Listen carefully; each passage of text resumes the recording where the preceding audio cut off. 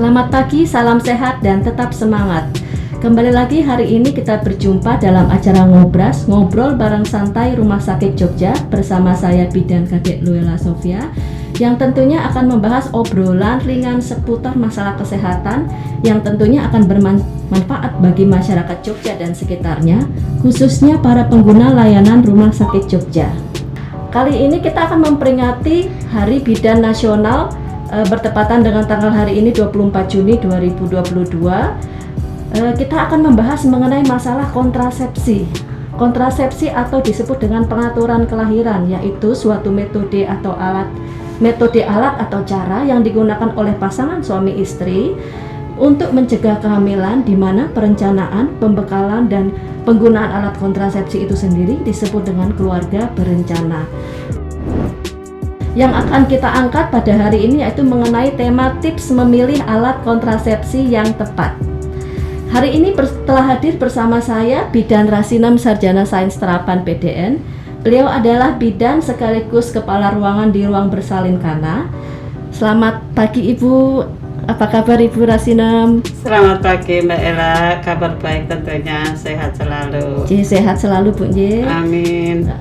Untuk diketahui bersama J, menurut data dari Badan Pusat Statistik, cakupan akseptor KB di Indonesia itu sekitar 58,73%, sedangkan di DIY itu sekitar 56,38%, di mana untuk kota Jogja sendiri peserta aktif KB sekitar 27.237 orang. Di masa pandemi ini karena keterbatasan dalam layanan akses kontrasepsi dan juga konsultasi keluarga berencana, BKKBN memperkirakan ada 500.000 kelahiran di awal tahun 2021. Tentunya ini akan menjadi peningkatan untuk kelahiran kita di masa mendatang. Baik Bu Rasinem, seperti kita ketahui bersama bahwa penggunaan alat kontrasepsi ini bertujuan untuk memenuhi hak reproduksi setiap orang, di mana membantu merencanakan kapan dan berapa jumlah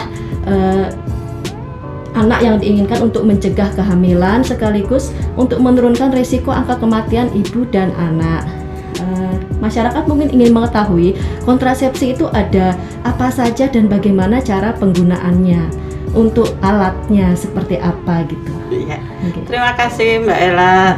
Assalamualaikum warahmatullahi wabarakatuh. Masyarakat Jogja khususnya pengguna layanan RSUD Kota Yogyakarta, salam sehat selalu buat kita semua. Kami akan berbagi tentang cara atau metode KB yang lebih aman buat kita semua. Baik Mbak Ella, di sini sudah tadi dijelaskan sama Mbak Ella bahwa kontrasepsi adalah untuk mencegah terjadinya kehamilan yang digunakan oleh pasangan suami istri, di mana tadi sudah disebutkan bahwa kontrasepsi perencanaan dan pembekalan itu disebut dengan keluarga berencana, bahwa yang terbaik itu keluarga itu memang direncanakan berapa sih yang akan diinginkan, kita akan punya anak berapa, punya keluarga berapa, itu bisa diatur ya, karena ada metode KB kontrasepsi. Di sini ada beberapa metode kontrasepsi. Yang pertama adalah ada kondom. Kondom ini disebut dengan CO. Kadang-kadang masyarakat yang belum tahu CO itu apa. CO itu adalah kondom ya. Kondom ini dipakai oleh suami. Di mana ini seperti karet tapi sudah ada pelicinya.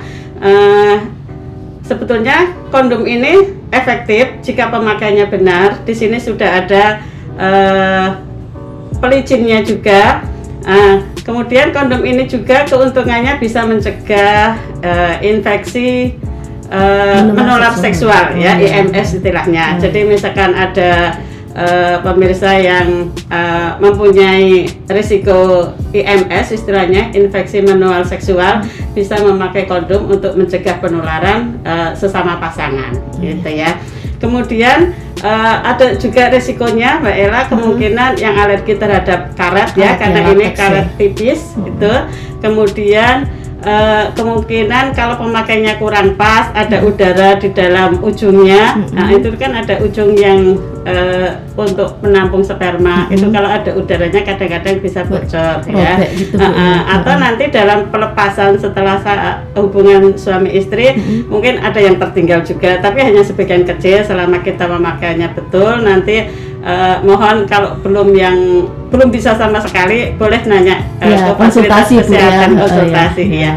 Tapi seandainya terjadi hal-hal yang tersebut, mohon segera ke bidan terdekat, ke fasilitas terdekat dengan keluhan tersebut supaya dikasih pil kontrasepsi kondar, istilahnya kontrasepsi darurat, supaya hal-hal tadi tidak terjadi kehamilan. Jadi tetap ada selama tidak melewati 3 kali 24 jam, tapi kalau bisa secepatnya supaya tidak terjadi kehamilan ya.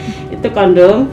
Kemudian ada juga pil. Ada pil, mungkin masyarakat sudah percaya ya sebagian besar. Pil kontrasepsi ini ada 2 macam Mbak Ella. Ada mini pil, itu yang isinya hanya 1 hormon. Mini pil istilahnya itu untuk ibu menyusui. Isinya progesteron aja itu. Isinya progesteron aja, betul. Itu untuk ibu menyusui supaya tidak mengganggu kelancaran ASI. Itu. Kemudian yang kedua pil kombinasi. Itu pil yang untuk umum. Jadi yang tidak untuk ibu menyusui. Kalaupun ibu menyusui, seandainya nanti anaknya sudah di atas umur 6 bulan karena sudah lewat ASI eksklusif, bayinya sudah makan, sudah minum segala, dan dapat tambahan makan, kemudian boleh juga kalau seandainya ada masalah di mini pilnya. Kira-kira kapan boleh minum yang progesteron only itu Bu, yang untuk mini pil itu setelah ibu melahirkan? Baik, kalau mini only itu pil yang khusus ibu menyusui, itu sebetulnya setelah nifas selesai. 42 hari 42 hari. Jadi 6 minggu ya, 42 hari itu boleh langsung mengkonsumsi mini pil bagi ibu-ibu. Tapi ingat ya, supaya pil ini berjalan efektif, supaya tidak terjadi kegagalan, mini pil ini satunya untuk 24 jam. Jadi mohon kalau minum pil tepat waktu. Bisa mungkin ibu-ibu atau suami juga saling mengingatkan dengan menggunakan alarm HP supaya di jam-jam yang tidak sibuk. Bagi pasangan tersebut saling mengingatkan bahwa di alarm itu tepat waktu supaya nanti tidak terjadi hal-hal misalnya kegagalan atau nanti spotting kehamilan yang tidak direncanakan. Lebih baik hamil yang direncanakan daripada yang tidak direncanakan, karena semuanya siap semua ya kalau yang direncanakan. Nah, kalau sama yang pil kombinasi itu juga sama cara minumnya. Pil ini sebetulnya efektif, tapi tergantung akseptornya, si pemakai pilnya. Selama disiplin, alat tersebut efektifnya tinggi. Ya memang sedikit kadang-kadang tidak selalu akseptor yang menggunakan pil itu lancar, tapi kadang ada keluhan juga, mual atau pusing. Tapi seandainya ada hal-hal tersebut, silakan dikonsultasikan. Memang minum pil ini memang resikonya lupa Bu ya. Kalau risiko lupa, mending menggunakan alat kontrasepsi yang lain gitu Bu ya. Betul. Makanya saya tadi utarakan, monggo pasangan suami istri saling mengingatkan. Tapi kalau seandainya sudah malas minum pil, sudah bosan, mungkin kita sarankan untuk mengalih metode kontrasepsi, misalnya seperti suntik gitu ya. Itu tentang pil. Kemudian selain itu nanti kalau tidak disiplin, itu nanti tetap ada angka kegagalan. Kemudian nanti headnya juga jadi nggak teratur karena tidak teraturan minum pil tersebut. Begitu. Ya, itu tadi pil. Kemudian sekarang suntik ya Mbak. Suntik itu ada 3 macam. Dulu 2 macam, yang sebulan sama 3 bulan. Tapi sekarang ada 3 macam nih, ya 1 bulan, 2 bulan sama 3 bulan. Ini kandungannya beda-beda Bu ya? Kandungannya beda-beda. Kalau yang sebulan estrogen sama progesteron sama, yang 2 bulan juga. Tapi yang untuk yang 1 bulan itu yang hormon progesteron. Nah, ini semuanya sangat efektif bila si pemakai juga sesuai mematuhi aturan. Ya, untuk yang 1 bulan ini juga sama dengan yang pil kombinasi, tidak untuk ibu yang menyusui, terutama ibu yang menyusui untuk anaknya sebelum umur 6 bulan. ASI eksklusif ya istilahnya. Jadi nanti kalau udah lepas ASI eksklusif, penggunaan yang 3 bulan ada masalah, nanti bisa pindah ke yang 1 bulan. Jadi yang 1 bulan dianjurkan yang bukan untuk ibu menyusui. Ya, kemudian sama yang 2 bulan juga pemakaiannya Bu ya. Sama dengan yang 1 bulan ya. Mohon tepat waktu juga ya. Kalau yang 1-2 bulan ini kadang-kadang tidak ada spotting. Spotting itu maksudnya tidak ada flek-flek perdarahan sifatnya. Tapi mensnya lancar tiap bulan. Sebagian besar tetap tiap bulan mendapatkan head, kalaupun kadang-kadang ada yang tidak head, tapi suatu saat bulan depan misalnya akan head lagi. Tapi kadang jarang banget yang spotting. Tapi tidak apa-apa Bu ya, itu tidak mengganggu kesehatan, bukan masalah kesehatan juga kalau tidak haid ya Bu. Tidak, ya karena memang dari pengaruh ini. Jadi memang kadang-kadang masyarakat awam tuh lah itu kan harusnya head. Lah kalau nggak head nanti kemana larinya? Ya memang karena tidak dibuat ya. Kalau memang ragu memang harus ke bidan atau fasilitas kesehatan terdekat untuk cek kehamilan gitu ya, kalau memang ragu ya. Iya, boleh. Tapi sebagian memang kadang-kadang ada terjadi tidak head, tapi bukan berarti itu hamil. Jarang sekali karena memang sifat hormon ini membuat dinding uterus menjadi tipis, jadi kadang headnya cuma sedikit juga.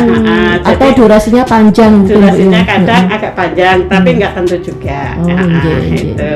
Itu yang 1-2 bulan hampir sama ya. Kemudian yang untuk 3 bulan. Nah, untuk yang 3 bulan ini bisa untuk semua, baik ibu menyusui maupun bukan menyusui. Ini bisa dipakai untuk sama kayak pil tadi, kalau untuk ibu bersalin boleh setelah nifas. Jadi setelah nifas 42 hari tadi ya. 42 hari bisa langsung menggunakan ini. Gitu. Kalau ini sifatnya memang kadang-kadang ada terjadi flek-flek, perdarahan haidnya nggak teratur, memang kadang-kadang seperti itu. Tapi selama perdarahannya tidak banyak, tidak sampai anemi, itu tetap bisa ditolerir. Dan boleh konsultasi seandainya mau diobati supaya tidak berlama-lama ngeflek, boleh juga mau konsultasi. Ada juga yang tidak haid karena suntikan itu yang progesteron only itu bukan Bu? Yang 3 bulanan itu? Ya betul, betul Mbak Ella. Ini kadang-kadang tidak haid sama sekali, karena memang tidak dibuat haidnya. Itu. Jadi tidak usah ragu kalau memang memakai yang 3 bulan tidak head, memang bukan berarti itu numpuk di perut, bukan Mbak Ella. Jadi memang tidak dibuat head, dinding uterusnya sangat tipis, jadi tidak mampu untuk haid. Tidak ada penebalan dinding rahim itu ya, untuk dikeluarkan tiap bulan jadinya nggak ada gitu ya. Betul Mbak Ella. Itu yang suntik ya Mbak Ella. Kemudian ada juga implan. Implan ini seperti kapsul ya. Tabung kecil ya. Ini dipasang di lengan kiri atas. Itu ada yang satu kapsul, ada juga yang 2 kapsul. Tapi yang sekarang ada BKKBN yang 2 kapsul itu untuk 3 tahun. Jangka waktu 3 tahun. Ini sama seperti yang hampir sama dengan suntik yang 3 bulan, kadang haid, kadang tidak, kadang panjang, tapi itu aman untuk yang menyusui dan boleh dipasang setelah nifas atau mau ganti cara dari suntik mau ke implan juga bisa. Itu. Memang harus di lengan kiri atau boleh lengan kanan Bu Rasinem? Oh ya, terima kasih pertanyaannya. Ini tujuannya di lengan kiri sebetulnya karena tangan kiri itu jarang untuk aktivitas. Yang aktivitas kan kebanyakan tangan kanan. Dan ini dipasang di lengan kiri sebelah dalam. Kalau dulu kan kadang agak di luar nih, karena untuk kecantikan estetik, makanya agak ke dalam. Jadi berarti boleh kalau yang kidal itu apa boleh di sebelah kanan atau tetap harus kiri gimana? Bisa. Prinsipnya sama. Prinsipnya yang penting masuk di bawah kulit.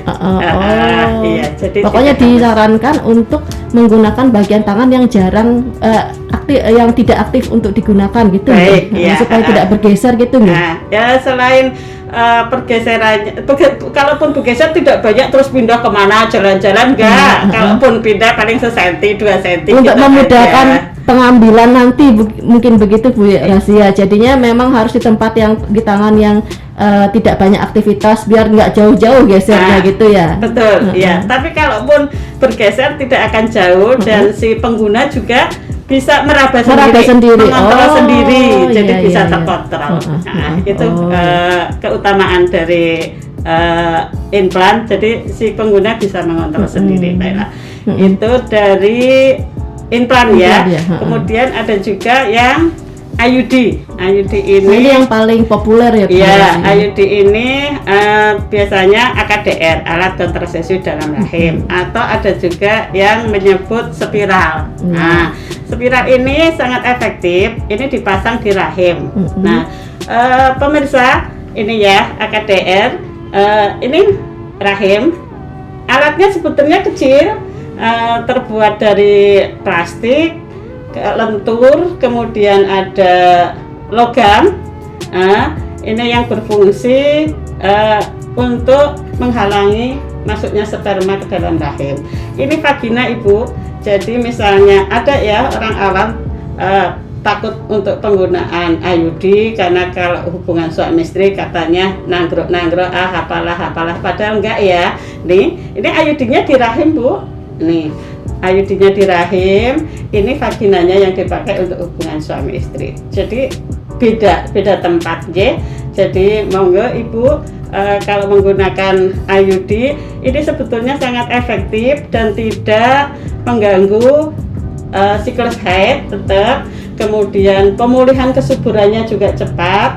Kemudian ini hanya dilokalisasi sekitar uterus, sekitar rahim. Beda dengan suntik kan semua seluruh tubuh ikut kena hormonnya ya. Tapi kalau ini terlokalisasi dalam hormonnya rahim. Iya, hormonnya di sini. IUD juga ada beberapa macam ya. Kayaknya ada 2 macam nih. Yang alat ada logamnya, kemudian yang satu lagi ada hormon, ada hormonnya, tapi sama-sama efektif. IUD ini untuk jangka lama, ya misalnya 5-8 tahun bisa, ada juga yang 3 tahun, tapi kalaupun IUD-nya sama, mau misalnya berencana, saya 3 tahun lagi mau hamil nih, anakku udah besar, bolehlah diambil 3 tahun. Mau yang 5 tahun, boleh, sekitar 5 tahun boleh ya. Untuk mengeceknya sendiri kan bisa ngecek sendiri Bu, ya itu kan yang teraba di kemaluan kita agak sedikit itu masuk ke dalam sedikit itu benangnya. Mungkin masyarakat kan bisa mengecek apa ini kemana ya ini saya IUD saya. Mereka bisa mengecek benangnya itu Bu ya. Ya, terima kasih Mbak Ella. Pertanyaannya bagus sekali. Ibu-ibu mungkin kalau ibu sedang ke kamar mandi, buang air kecil atau apa, monggo kalau mau ngecek sendiri dan berani, tapi tangannya juga harus cuci tangan yang bersih. Kemudian masukkan ke vagina sampai mentok. Kalau ibu memang terasa ada benang, nggak apa-apa Bu, itu aman. Itu fungsi benangnya memang untuk ngontrol dan nanti untuk melepas IUD itu sendiri. Kalau mau bongkar pasang atau mau nambah anak, itu tetap berarti IUD saya masih aman. Jangan ditarik ya Bu. Kalau memang itu bisa teraba, tapi ada juga yang bisa tidak meraba, bukan berarti kadang benangnya nggak ada, tapi mungkin nyerempet ke sebagian karena tidak semua posisi mulut rahim ibu langsung ke depan, ada juga yang agak ke belakang, ada ke sisi gitu. Jadi nggak apa-apa selama ibu udah kontrol benangnya ada di fasilitas kesehatan terdekat, insya Allah tetap aman. Kira-kira Bu Rasi ini biar nggak sakit masangnya itu, apakah kan masyarakat pada ingin tahu mungkin sakit nggak ya pasang spiral itu kan masuk ke dalam rahim. Kira-kira untuk pemasangannya kapan waktunya agar pada saat mulut rahim terbuka itu bisa masang? Oh ya, baik. Makasih Mbak Ella, pertanyaan yang bagus. Pertama kali untuk ibu-ibu yang habis bersalin itu kan bisa saat plasenta lahir langsung dipasang bisa. Kemudian pada saat nifas selesai, misalnya 40 hari, 42 hari, itu bisa karena mulut rahimnya masih agak terbuka, masih agak lunak. Ya, kemudian yang jelas tidak hamil ya. Makanya setelah head mau habis flek mau habis flek lah ya kan. Kadang-kadang rata-rata 5 hari ya. 5 hari selesai flek. Nah itu kebetulan mulut rahim itu masih agak terbuka, jadi biar mengurangi sedikit ketidaknyamanan itu boleh dipasang. Yang pertama itu, kemudian yang kedua kalau habis head itu yakin nggak hamil. Jadi seperti itu. Jadi sebetulnya nggak sakit-sakit sih, cuman mulus dikit lah. Mulusnya sama head juga kadang-kadang nyepis sama head mulusnya. Insya Allah nggak apa-apa. Semua itu pilihan ya. Kalau kita niati insya Allah apapun bisa. Kalau orang lain bisa, kenapa kita tidak bisa ya? Kita tetap harus semangat bagaimana kita untuk merencanakan kehamilan supaya ya enak lah kalau kita udah direncanakan. Tapi kalau yang tidak direncanakan, kita kan kadang-kadang susah, aduh aku masih sekolah, aduh aku masih ini belum siap itu ini. Makanya tetap sekarang banyak pilihan, monggo silakan. Jangan sampai tidak memakai kontrasepsi ya, karena memang ini sangat-sangat baik untuk menjaga kesehatan ibu, begitu juga bayinya, dan berencana itu keren. Itu ya. Ini IUD, ada juga yang misalkan pasangan suami istri sudah tidak ingin memiliki anak sama sekali nih, misalkan sudah berumur, anaknya sudah 3, cukup anaknya udah besar, kemudian memakai yang lain nggak bisa, boleh ibu memakai MOW, istilahnya itu kalau di masyarakat awam itu steril ya, medis operasi wanita. Itu malah tidak mengganggu apapun, tidak mengganggu haid, tidak mengganggu dan lain-lainnya, kayak biasa aja. Operasi kecil Bu ya, operasi jadi kecil, sayatan gitu di perut di perut bawah, betul. Itu jadi itu lebih aman. Nanti yang mengerjakan dokter spesialis kandungan ya. Kemudian ada juga untuk bapak-bapak, kaum pria, bapak-bapak monggo kita berpartisipasi untuk KB. Jadi KB itu tugasnya bukan hanya ibu ya Bapak. Jadi kami mohon Bapak juga ikut serta untuk berpartisipasi. KB ada KB Bapak, yaitu salah satunya tadi saya utarakan ada kondom. Kemudian nanti ada MOP istilahnya, yaitu medis operasi pria. Jadi monggo Pak, dan ini menurut teori tidak mengganggu vitalitas. Jadi Bapak monggo, kalau nanti tidak ada mengganggu kesehatan juga, misalkan nanti hubungan tetap ada keluar cairan, cuman spermanya yang tidak ada. Jadi hal itu dilakukan untuk mencegah KB seumur hidup ya, dan tidak bisa dikembalikan, susah untuk rekanalisasi. Makanya bagi pasangan sama istri yang mantap tidak ingin ber-KB, jadi monggo. Jadi tetap kita harus ikut KB sampai usia ibu 50 tahun. Oh iya, karena masih ada kemungkinan untuk hamil ya Bu ya. Jadi bisa digambarkan Mbak Ella seperti ini. Kalau misalkan saya nikah nih, saya nikah baru 2 bulan, saya kok langsung hamil, cuman haid sekali itu kok langsung hamil nih. Nah itu bisa digambarkan, berarti kehamilan berikutnya saya tetap nggak akan jauh-jauh dari itu. Begitu subur sekali gitu ya. Iya, bisa langsung hamil. Makanya kalau bisa jangan sekali-sekali tanpa KB ya, karena yang kita tadi tujuannya direncanakan biar keluarga bahagia, semuanya sehat selalu, diusahakan seperti itu. Itu Mbak Ella sementara. Ini mungkin juga ada pertanyaan dari masyarakat Jogja dan sekitarnya Bu. Itu kan tadi mengenai metode alat kontrasepsi ya. Mungkin ada ibu-ibu yang aduh saya masih takut ini untuk menggunakan alat, saya ingin menggunakan metode cara kontrasepsi. Kira-kira kalau metode cara kontrasepsi ada nggak ya Bu untuk saya, atau di orangnya masyarakat biasanya menyebut dengan KB alami gitu. KB alami, oke, makasih Mbak Ella. KB alami itu salah satunya adalah metode yang mal. MAL itu metode aminorelaktasi ya bagi ibu-ibu yang masih menyusui ASI eksklusif, tapi itu ada syaratnya Mbak Ella. Syaratnya adalah dari ibu itu sendiri ya, harus menyusui 2-3 jam sekali. Oh, berarti kepatuhan Bu ya? Kepatuhan, betul. Kemudian anaknya juga belum mendapatkan ASI eksklusif, belum mendapatkan makanan tambahan. Berarti ASI eksklusif benar-benar ya. Kemudian yang ketiga, saat ibu setelah nifasnya habis belum haid. Jadi karena apa?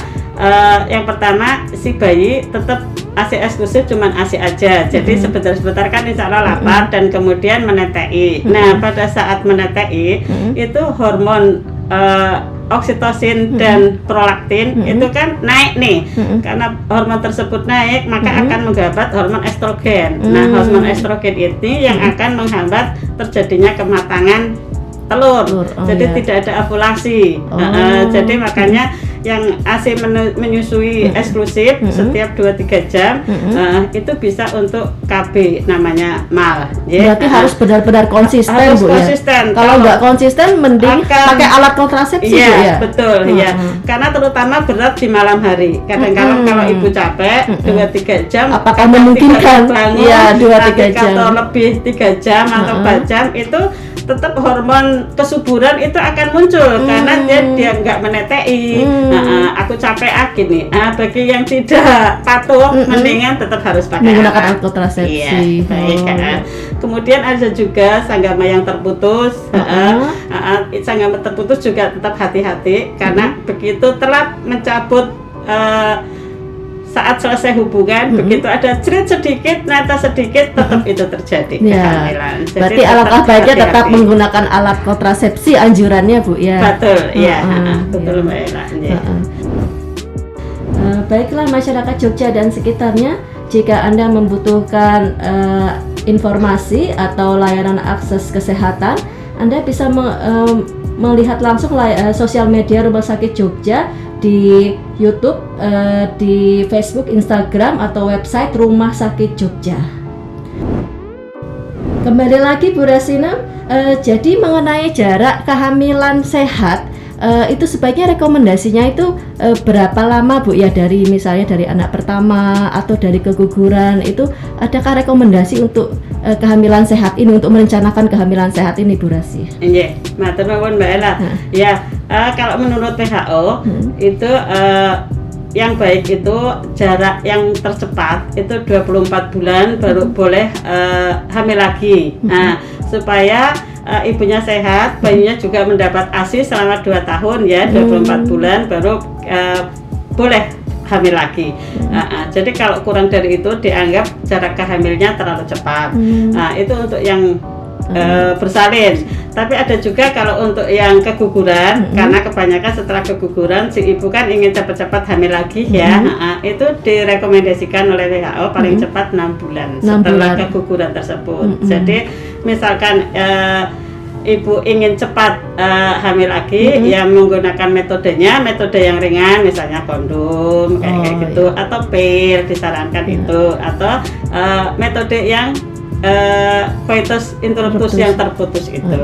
Mungkin untuk menyiapkan alat-alat reproduksi agar kembali sehat untuk dibuahi lagi, untuk ditanami lagi kehamilan. Jadi memang harus ada berjarak Bu ya. Itu yang keguguran tadi 6 bulan Bu ya, minimal ya. Minimal 6 bulan. Ya, supaya si rahim itu pulih sehat kembali dan siap untuk ditanamin bakal janin gitu ya. Lagi. Kemudian Bu Rasi, mungkin banyak nih di masyarakat yang bertanya-tanya, sebetulnya kontrasepsi itu aman nggak sih ya buat saya yang sedang menyusui, saya yang sedang menderita hipertensi. Nah ini Bu Rasi, tips aman untuk memilih kontrasepsi yang tepat, gimana nih Bu Rasi, menurut Bu Rasi? Matur nuwun. Masyarakat setempat kembali cara memilih tips yang aman untuk kontrasepsi adalah ada beberapa cara. Yang pertama kita lihat dari umur akseptor dulu Mbak Ella, umurnya berapa, sudah misalkan nih umurnya udah di atas 40 tahun, tetap ada pemilihan usus kontrasepsi yang lebih aman untuk umur tersebut gitu ya. Yang kedua, jangka waktunya itu misalkan saya ingin KB itu untuk jangka waktu lama, misalkan 5 tahun, 10 tahun, itu ada tipsnya sendiri. Atau yang mau yang pendek gitu ya? Itu misalkan saya mau 3 tahun itu menjadi pertimbangan juga untuk memilih alat kontrasepsi. Kemudian yang ketiga itu status kesehatan. Status kesehatan itu saya punya riwayat apa? Riwayat jantung kah, riwayat gula kah, riwayat hipertensi kah? Jadi itu juga menjadi pertimbangan. Kemudian selanjutnya ekonomi ya. Ekonomi sekarang kan dari berbagai macam alat kontrasepsi banyak ya, bahkan sekarang ada pil kecantikan. Ada harganya gitu Bu ya. Gimana sih saya supaya KB tapi saya bisa tetap cantik, kulitnya bagus, tidak gemuk, tapi headnya tetap, itu lumayan Mbak Ella. Kalau yang saya KB tapi sekalian untuk kecantikan, jadinya itu bagus juga. Dan sosial ekonomi juga harus dipertimbangkan Bu ya, mau yang mana. Iya, tapi juga banyak yang gratis, pemerintah sudah menyediakan ya, seperti yang. Apakah kualitasnya sama atau berbeda Bu? Kalau efektivitasnya sama sebetulnya. Efektivitas sama, iya. Cuman kadang-kadang yang untuk yang kecantikan agak berbeda. Ada tambahannya sedikit, mungkin ada ya? tambahannya sedikit, iya. Mungkin vitamin untuk kulit atau apa gitu Bu? Iya, ada tambahan seperti itu Mbak Ella. Iya. Tapi juga tetap ada harganya. Monggo masyarakat setempat kita banyak pilihan terutama untuk KB ya. Monggo semuanya Ibu tinggal memilih ya sesuai dengan kemampuan Ibu, sesuai dengan selera Ibu masing-masing. Jadi tetap harus ber-KB ya. Kemudian yang terakhir ini cara memilih kontrasepsi yang bagus itu kembalinya pulih kesuburan, ingin cepat atau ingin lambat ya. Monggo bisa didiskusikan nanti dengan vaskes setempat, petugas kesehatan, bidan, monggo atau dokter, monggo silahkan bisa berkonsultasi. Ada 5 tips tadi sebagai bahan pertimbangan mana sih yang cocok sebetulnya untuk saya gitu. Baik Bu, menarik sekali obrolan kita hari ini. Ini Bu, di masyarakat tuh ada berbagai macam mitos yang tersebar mengenai alat kontrasepsi itu sendiri. Apakah benar misalnya kontrasepsi menyebabkan berat badan saya menjadi naik? Nah, ini gimana nih Bu Rasi? Ya, terima kasih. Ya Mbak Ella, ini kebanyakan memang kadang-kadang si ibu-ibu ini kepingin KB gratis, murah, tetap cantik, tidak gemuk gitu ya. Ada juga Mbak Ella tetap gratis, tidak gemuk. Itu yang bukan hormon. Yang bukan hormon itu misalnya alat itu seperti IUD, itu kan tidak membuat gemuk. Kalau dia memang gemuk ya memang bukan dari KB-nya ya, penambahan makannya memang itu dari si ibu sendiri. Tapi apakah hormonal ini sendiri memang mempengaruhi kenaikan berat badan Bu Rasi? Tidak semua individu sih Mbak Ella, tidak setiap individu, tapi memang kalau misalkan pola makannya sudah biasa, aktivitasnya sudah biasa, tapi memang itu ternyata memang menambah, memang ada sedikit penambahan menurut teori, tapi juga, bukan serta-merta dari hormonalnya ya Bu? Iya, ada pola makannya juga, aktivitas si akseptor tersebut juga, jadi tidak semata-mata dari KB-nya itu. Nah, jadi ibu-ibu tidak benar jika kontrasepsi menyebabkan berat badan meningkat kalau kita bisa menjaga pola makan, menjaga olahraga, mungkin disertai olahraga, jadi kenaikan berat badan mungkin bisa ditekan gitu ya. Betul Mbak Ella. Terus ada lagi nih mitos yang beredar di masyarakat, AKDR atau spiral atau IUD katanya bisa berjalan-jalan di dalam tubuh dan bahkan menancap di kepala bayi kalau terjadi kegagalan. Nah itu gimana tuh Bu? Wah ngeri sekali. Iya. Sebetulnya hal-hal itu tidak terjadi ya ibu-ibu. IUD di dalam rahim ini kan kalau terjadi kegagalan si bayi kalau di rahim itu kan ada selaput ketuban. Selaput ketuban itu yang akan melindungi dari tancapan si IUD tersebut. Jadi nggak akan menancap kemana-mana. Cuma nempel mungkin. Cuma nempel. Kalau nempel dan itu tidak akan mempengaruhi pertumbuhan janin Oh, tidak iya, ada. Iya, itu jadi tidak benar ya mitos tersebut karena memang bayi tetap dilindungi oleh selaput. Mungkin juga nanti bisa lahir bersamaan dengan IUD-nya gitu ya Bu ya. betul. Cuma nempel aja gitu ya. Betul, Jadi iya. kalau yang berjalan-jalan itu ya memang tempatnya cuma di situ Bu ya. Kalau berjalan enggak ya, enggak punya kaki juga, jadi tempatnya tetap ada di rahim ini, ya Bu. Jadi insya Allah enggak kemana-mana selama teknik pemasangan dan aksesatornya tetap sesuai prosedur, insya Allah tidak akan kemana-mana, tetap di situ. Yeah. Kemudian ini lagi yang populer sekali nih mitos di masyarakat. Kalau pakai kontrasepsi nanti menyebabkan mandul, tidak hamil lagi secara permanen. Nah itu gimana tuh Bu? Ya, terima kasih. Itu juga ada yang beredar ya.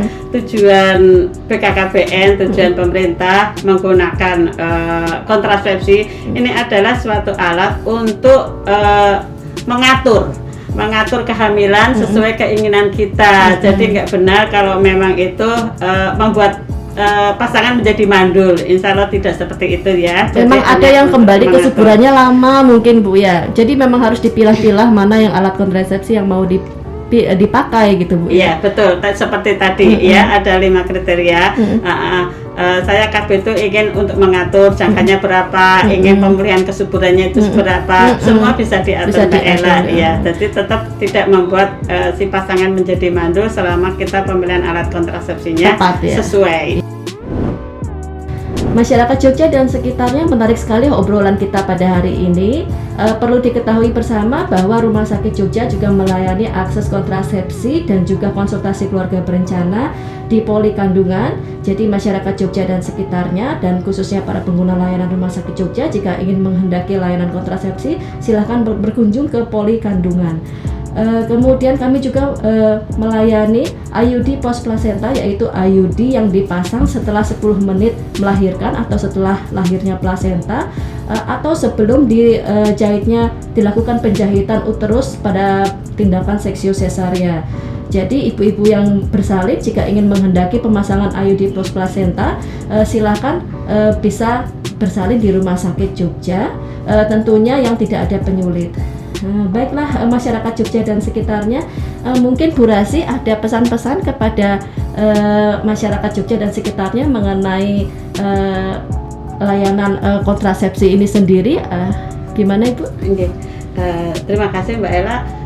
Kepada pemirsa masyarakat Jogja khususnya pengguna layanan RSUD Kota Yogyakarta, pesan kami bagi pasangan suami istri yang masih subur, monggo Ibu kita berencana sesuai apa yang kita inginkan, yaitu keluarga berencana. Bahwa bagi ibu-ibu yang menggunakan KB bisa sampai umur 50 tahun dan jangan berhenti sebelum umur 50 tahun. Jadi lebih aman sampai umur 50 tahun ibu baru berhenti untuk ber-KB. Kalaupun ibu masih punya pasangan suami, insya Allah kalau sudah 50 tahun sel telur itu sudah lisut ya Bu, jadi insya Allah tidak terjadi kehamilan. Jadi tetap ber-KB supaya untuk menjaga kesehatan ibu dan keluarga. Bayi ibu sehat, keluarga bahagia. Berencana itu keren. Ya. Begitu Ibu, matur nuwun. Terima kasih Bu Rasina. Baiklah masyarakat Jogja dan sekitarnya, jika Anda membutuhkan layanan informasi kesehatan dan layanan akses kesehatan, Anda bisa menghubungi sosial media Rumah Sakit Jogja di Facebook, Instagram, YouTube atau website Rumah Sakit Jogja. Demikian saya Bidan Kadek Luella Sofia Elfrida, salam sehat dan tetap semangat, selamat pagi dan sampai berjumpa lagi.